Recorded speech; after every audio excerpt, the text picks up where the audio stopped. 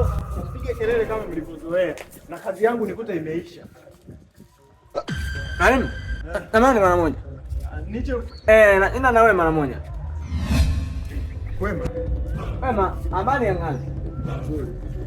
Okay. Tamani, wewe unaitwa mwalimu nani? Mimi naitwa Mwalimu Matura, nafundisha masomo yote ya hisabati, Kiswahili, Kiingereza, kwa gharama nafuu. Pia mimi ni mwalimu wa tuisheni, hata zile tuisheni za usiku pia nafundisha. Saidie nini mzee? Mimi ningependa sana tuisheni za usiku, lakini sana mjukuu wangu hapendi sana mambo ya kusoma usiku. Karate nikaonyeshe. Mimi nakafundisha vizuri kananyooka. Karate tu. Wewe sasa wewe ndo mwalimu bao ni bwana unakuta. Mimi nakula kwanza naulizia mwalimu Majura ni nani, lakini sasa mimi sikufahamu kwa macho. Sasa niangalia mtuja peke yako. Wewe mwanafunzi kwa.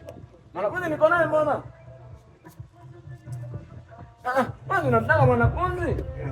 Mwanafunzi yuko. Yuko wapi? Ndio video. Mamba. Mimi wangu yuko mbali sana. Yesu. Mimi ndo maana mali. Huyu ndo mjukuu wangu ambao nataka asome hapa. Yaani unataka mimi nimfundishe huyu? Huyu ndo mwanafunzi mwenyewe. Na mwalimu nakutegemea sana. Na swala lote la malipo. Mimi ndo kulipa vizuri. Wao ndo zinani. Mwanangu, mjukuu wangu unabidi usomea hapa. Na huyu ndo mwalimu wangu. Umeheshimu mambo yako kijika, mambo yako kuwa watu usilete hapa shuleni. Hapa ni sehemu ya kupata elimu. Kaza kama mtoto wa kiume. Unanielewa vizuri? Uchawi usifanye sana. Alafu usiwe sana kwenye shule. Umeelewa? Lakini mimi siwezi